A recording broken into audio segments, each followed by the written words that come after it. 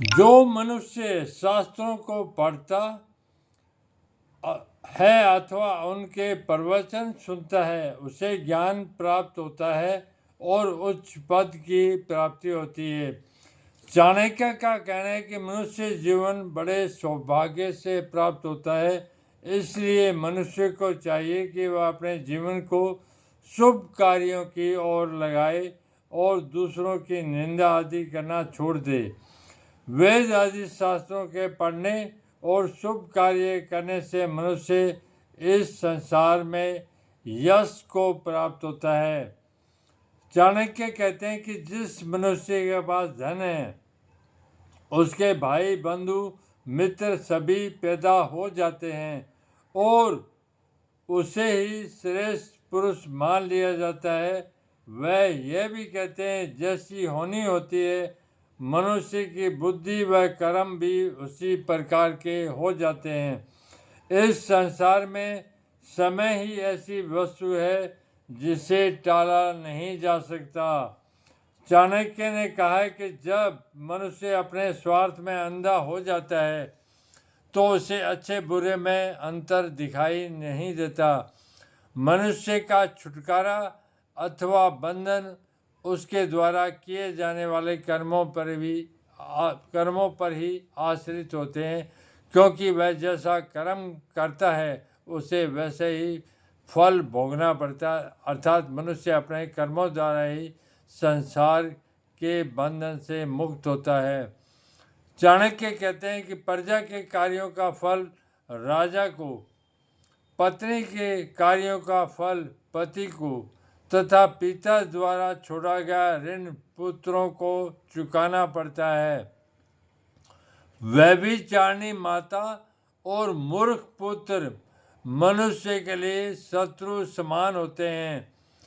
चाणक्य सामान्य जीवन में आने वाली समस्याओं पर प्रकाश डालते हुए कहते हैं कि किसी का भी लोभी व्यक्ति से पाला पड़ जाए तो उसे धन देकर विद्वान व्यक्ति को अपने मधुर व्यवहार से और मूर्ख तथा दुष्ट व्यक्ति को उसके अनुकूल व्यवहार से वश में किया जाना चाहिए।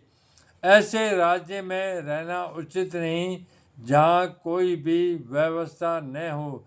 इसी प्रकार दुष्ट आदमी से मित्रता करने के बजाय मित्र रहित रहकर जीवन गुजार देना ठीक है। चाणक्य का कहना है कि सिंह से एक गुण सीख लेना चाहिए, अर्थात मनुष्य जो कार्य करे उसे अपनी पूरी शक्ति लगा देनी चाहिए।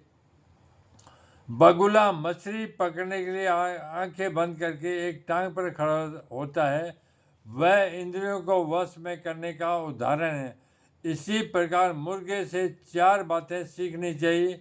मुर्गा प्रातःकाल सूर्योदय से पूर्व ही बांग देने लगता है, अर्थात मनुष्य को ब्रह्म मुहूर्त में उठ जाना चाहिए और यदि किसी से झगड़े का संकट उत्पन्न हो जाए तो पीछे नहीं हटना चाहिए और जो कुछ भी प्राप्त हो उसे अपने भाई बंधुओं में बांटकर ही उपयोग में लाना चाहिए।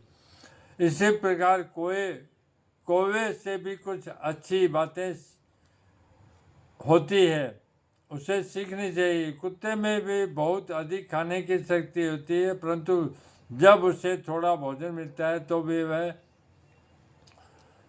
उसी में संतोष कर लेता है। वह एकदम गहरी नींद में सो जाता है, परंतु अत्यंत सतर्क रहता है और जरा सी आहट होने पर जाग उठता है। उसे अपने मालिक से प्रेम होता है और समय पड़ने पर वह वीरतापूर्वक शत्रु से लड़ता भी है।